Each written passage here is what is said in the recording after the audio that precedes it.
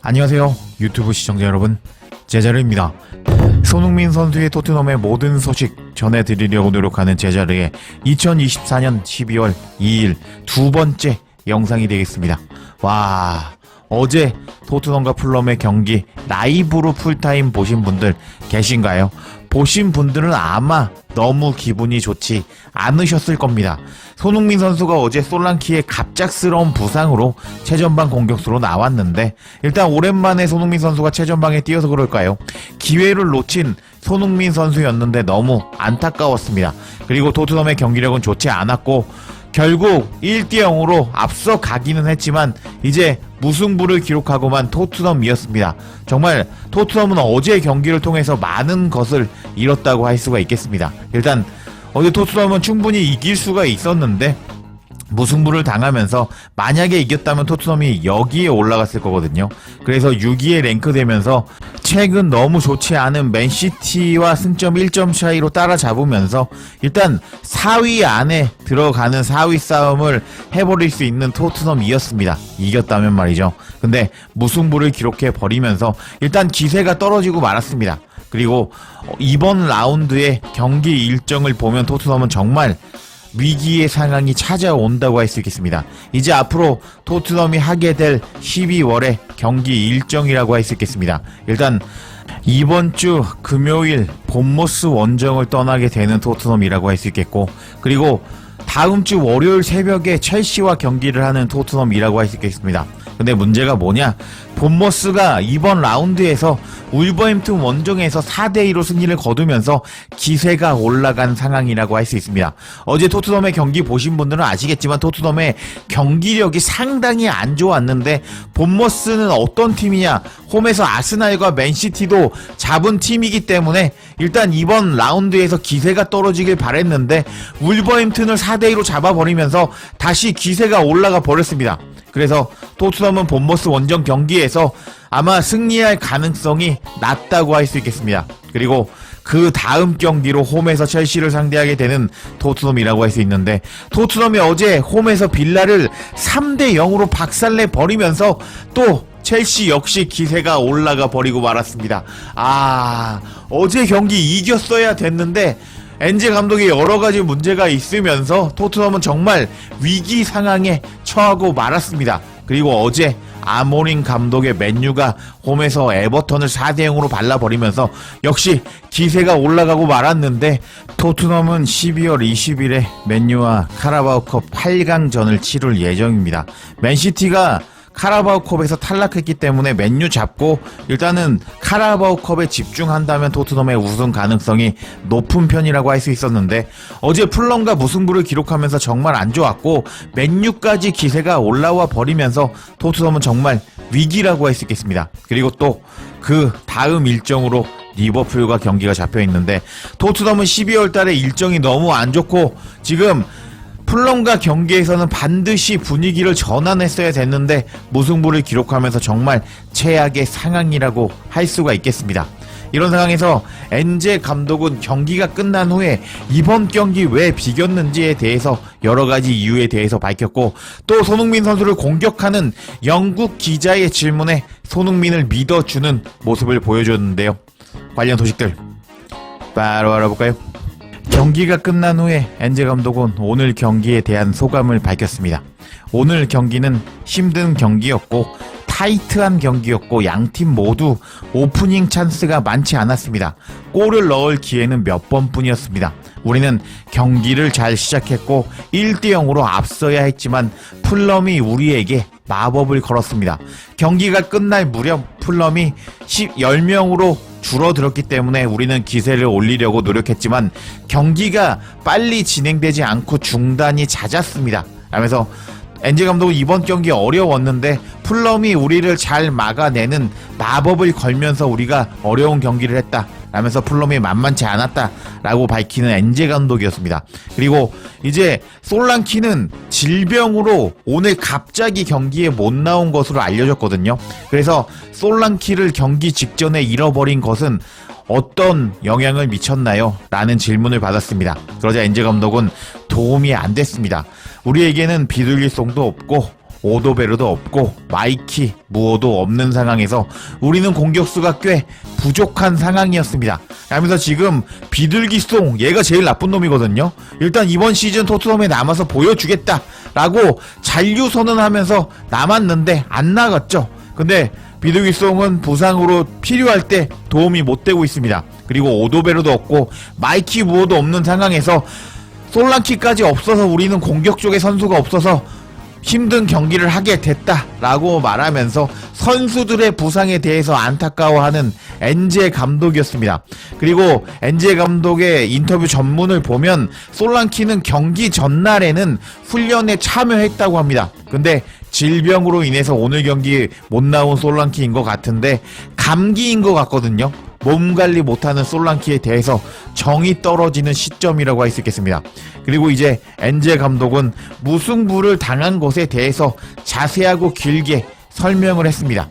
우리는 강력한 상대와 경기를 하고 있습니다. 근데 항상 경기라는 것이 순조롭게 진행되지는 않습니다. 사람들은 우리 토트넘의 기준점을 맨시티와 경기로 삼을 것이라는 것을 알고 있습니다. 하지만 맨시티와 경기에서는 우리에게는 베르너와 존슨을 투입할 수 있을 정도로 스쿼드에 뎁스가 있었고 그 경기에서는 비카리오도 있었습니다. 사람들은 쉬운 오늘 경기에서 못 이긴 토트넘에 대해서 쉬운 변명거리를 찾고 있다고 생각합니다. 우리가 현재 어떤 상황인지 그리고 선수들이 어떻게 대처하고 있는지를 정확하게 안다면 쉽지 않은 상황이라는 것을 알 수 있을 것이라고 생각합니다. 오늘처럼 경기가 잘 풀리지 않는 날도 있다고 할 수 있겠고 선수들은 최선을 다하기를 바랄 뿐이었습니다. 선수들은 오늘 최선을 다했고 그 이상을 보여주었다고 생각합니다. 라고 현재 토트넘이 부상자가 많고 어려운 상황이라고 말하는 엔제 감독이었는데 오늘 벤치 멤버를 한번 살펴볼까요? 정말 충격적인 토트넘의 벤치였습니다. 셉세비, 그레이, 베리발, 랭크셔 여기까지는 뭐 이해가 됐습니다. 근데 여기서부터 이해가 안 됐죠. 이 선수가 두 명이 솔직히 누군지도 모르겠습니다. 아카데미 선수라고 할 수 있는데 토트넘이 지금 부상자가 너무 많으면서 이 두 명의 선수를 벤치에 앉히게 되었고 그리고 레길로는 엔제 감독이 전력 외로 평가하는 선수이기 때문에 이번 스쿼드에 들어오면 안 됐습니다. 근데 선수가 없다 보니까 레길론까지 스쿼드에 넣어버린 엔제 감독이라고 할 수 있겠는데 이렇게 토트넘은 부상자로 스쿼드가 너무 얇아진 상태라고 할 수 있겠습니다. 이게 뭐 엔제 감독의 훈련, 전술적인 문제도 있다고 할 수 있겠습니다. 근데 일단 선수들도 정신력이 썩어 빠졌다. 일단 자기 몸 관리를 잘해서 프로라면은 경기에서 계속 뛸 수 있는 몸 관리를 만드는 것이 기본이라고 할 수 있거든요. 근데 비둘기송, 오도베르, 뭐 마이키 무어, 솔랑키까지 필요한 시점에 못 나오고 있고 그리고 로메로도 없죠. 정말 토트넘 선수단은 최악이라고 할 수 있겠습니다. 그리고 엔제 감독이 또 핑계를 댔죠. 일단 맨시티와 경기에서는 우리가 베르너와 존슨을 후반에 투입할 정도로 스쿼드가 두터웠다라고 말했는데 여기 보시면 아시겠지만 일단 맨시티와 경기에서는 일단 스쿼드가 좋았습니다. 여하튼 이렇게 엔제 감독은 스쿼드가 너무 얇아졌기 때문에 오늘 어려운 경기를 했다라고 이제 핑계를 댔는데 이거는 맞다고 생각합니다. 근데 이게 엔제 감독의 선수 기용을 잘못한 것도 있겠고 그리고 레비가 이상한 선수들만 사온 것도 있다. 뭐 여러가지 측면에 토트넘에 문제가 있다 라고 보시면 되겠습니다. 그리고 오늘 손흥민 선수는 뭐 아까웠어요. 골을 넣었어야 되는 장면인데 못 넣으면서 이제 많은 비난을 받고 있는 상황인데 그래서 영국 기자가 손흥민 선수에 대한 질문을 했습니다. 손흥민은 최근에 골을 넣었는데 어려움을 겪고 있습니다. 어떻게 생각하시나요? 라고 질문을 한 영국 기자였습니다. 그러자 엔제 감독은 다음과 같이 말하면서 손흥민을 보호해줬습니다. 우리 선수들 중 몇몇에 대해서도 그렇게 말할 수 있을 겁니다. 핵심은 경기에 집중하는 것이고 소니는 집중할 것입니다. 소니가 이런 골을 넣지 못하는 상황에 집착하지 않을 것입니다. 최고의 공격수 둘은 이렇게 골을 넣지 못하는 상황에 너무 오래 집착하지 않습니다. 그리고 저는 소니가 이런 것에 대해 걱정하지 않는다고 생각합니다. 소니는 프리미어 리그 수준에서 매년 자신을 증명해 왔기 때문입니다. 핵심은 집중을 유지하고 이전에 일어난 일에 너무 집착하지 않는 것입니다. 저는 소니가 곧 다시 골을 넣을 것이라고 확신합니다. 하면서 지금 영국 기자들이 손흥민이 너무 최근에 골을 넣지 못한다고 공격을 하고 있는데 손흥민 선수를 지켜주면서 손흥민이 곧 골을 넣을 것이다 라고 신뢰를 보여주는 엔제 감독이었습니다. 와, 이런 엔제 감독이 손흥민을 챙겨주는 것은 고맙기는 한데 일단 엔제 감독이 손흥민을 너무 잘 사용하지 못하고 있기 때문에 그런 면에서는 너무 안타깝다고 할 수 있겠습니다. 여하튼 이렇게 토트넘은 이겨야 되는 경기에서 안 좋은 경기력을 보여주면서 비겼습니다. 그러자 영국 매체 스카이 스포츠는 엔제 감독을 비난하였습니다. 뭐라고 비난했는지 한번 살펴보겠습니다. 경기가 끝난 후에 이번 경기에 대해서 분석하는 스카이 스포츠였습니다. 토트넘의 스쿼드는 엔제 감독의 전술에 맞지가 않는다 라고 엔제 감독을 비난하기 시작합니다. 토트넘 스타디움에서 스카이 스포츠의 샘 블리치는 다음과 같이 경기를 분석했고 엔제 감독을 비난했습니다. 정규 시간에 야유가 울려 퍼졌고 토트넘은 다시 원점으로 돌아온 것 같았다. 엔제 감독은 지난주 맨시티와 경기에서 승리를 했는데 그것과 비교되는 것을 원치 않았다. 하지만 토트넘은 언제 그런 성과를 바탕으로 꾸준함을 보여주고 달려가면서 앞으로 나아갈 수 있을 것인가? 토트넘의 경기력에 불일치는 유럽 대항전 경기 이후에 가장 잘 드러난다. 시즌 첫 유로파 리그 경기 이후에 맨유를 이겼지만 그때 당시 맨유는 너무 안 좋았다. 토트넘은 그 이후로 유로파 리그 경기 이후에 4경기에서 모두 이기지 못했다. 브라이튼, 팰리스, 입스위치에게 3번 졌고 그리고 풀럼과 경기에서 무승부로 경기를 끝냈다. 이번 경기에서도 패배할 만한 경기력을 보여준 토트넘이었다라면서 엔제 감독의 스타일이 토트넘 스쿼드에 맞지 않는다고 토트넘을 엔제 감독을 비난하고 있었습니다. 그리고 계속 내용을 살펴보면 이런 부진한 성적의 이유는 무엇일까? 토트넘의 부상자 명단과 솔랑키의 불행한 질병으로 인한 이번 경기에 못 나온 것까지 감안한다면 선수단의 퀄리티와 규모에 대해서 반박할 수 있겠지만 엔제 감독은 최근에 선수단을 어떻게 활용했는지에 의문을 제기할 수 있다. 셉세비는 유로파 리그에서 로마와 경기에서 무승부를 기록했는데 그 경기에서 90분을 뛰었다.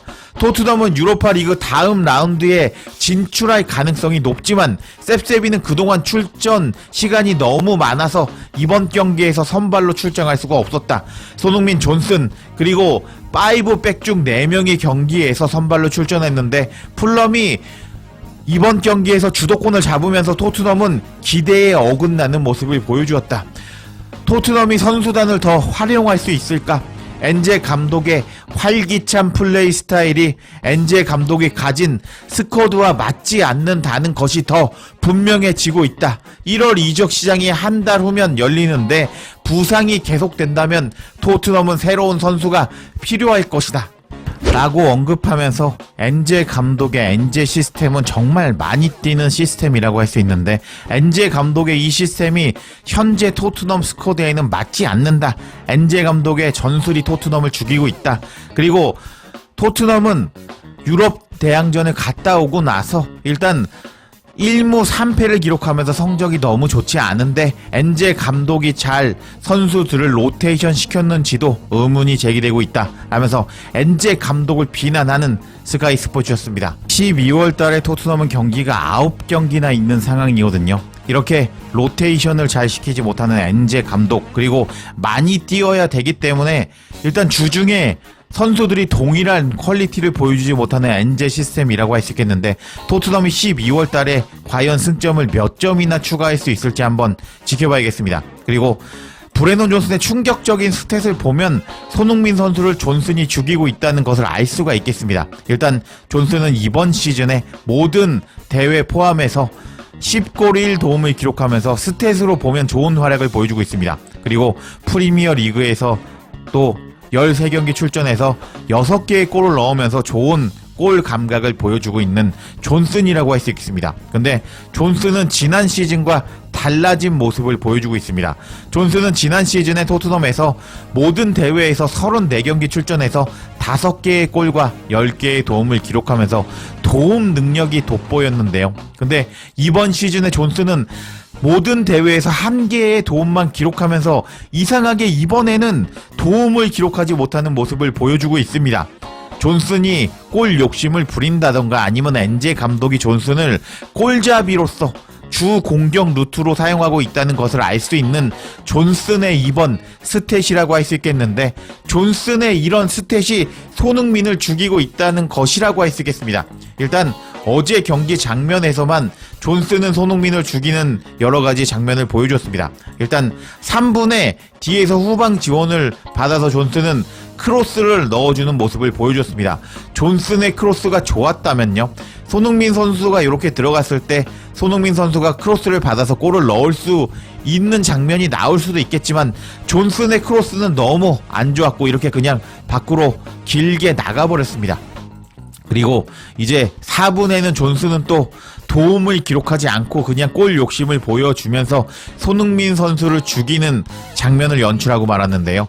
존슨은 박스 안에서 일단 공을 잡았습니다. 그리고 손흥민 선수가 뒷공간으로 침투하고 있었는데, 똑똑한 선수, 패스를 할 줄 아는 선수, 월드 클래스의 선수라면은 손흥민 선수에게 패스를 줬을 겁니다. 그러면 손흥민 선수가 골을 넣었겠죠. 근데 존슨 같은 경우는 그냥 손흥민을 못 봤습니다. 아니면은 그냥 일부러 안 본 걸 수도 모르겠습니다. 그냥 이렇게 슈팅을 때려버리면서 기회를 날려버리는 존슨이었습니다. 엔제 감독이 기자회견에서 말했죠. 오픈 찬스가 많이 나오지 않았다. 우리는 골 찬스를 많이 잡지 못했다. 이렇게 말한 엔제 감독이라고 할 수 있겠는데, 존슨이 이렇게 알게 모르게 다 기회를 날려버리고 있었습니다. 근데 존슨은 결국 베르너가 후반에 이렇게 크로스를 넣어주면서 골을 넣어버렸다고 할 수 있는데, 존슨 이 녀석은 골만 넣을 줄 알고 이번 시즌에는 이타적인 플레이를 전혀 하지 않는다고 할 수 있겠습니다. 그래서 존슨의 요 충격적인 스탯 있죠. 지난 시즌에는 10개의 도움을 기록하면서 일단은 이타적이었지만, 이번 시즌에는 1개의 도움만 기록하면서 이타적이지 않은 모습을 보여주고 있는데, 이런 존슨의 이타심이 없는 모습이 손흥민 선수를 죽이고 있다고 할 수 있겠습니다. 와, 정말 손흥민 선수 입장에서는 이러지도 못하고 저러지도 못하는 상황이라고 할 수 있겠는데, 일단 손흥민 선수의 1년 연장 옵션 발동 소식도 안 뜨고 있습니다. 1월달이 되면은 다른 클럽들과 이야기를 할 수 있는 손흥민 선수라고 할 수 있겠는데, 손흥민 선수가 앞으로 어떻게 될지 한번 지켜봐야겠습니다. 제자르의 영상 놓치지 않도록 알림 설정 해주실 것을 부탁드리며 영상 마치겠습니다. 구독과 좋아요, 댓글은 사랑입니다. 감사합니다.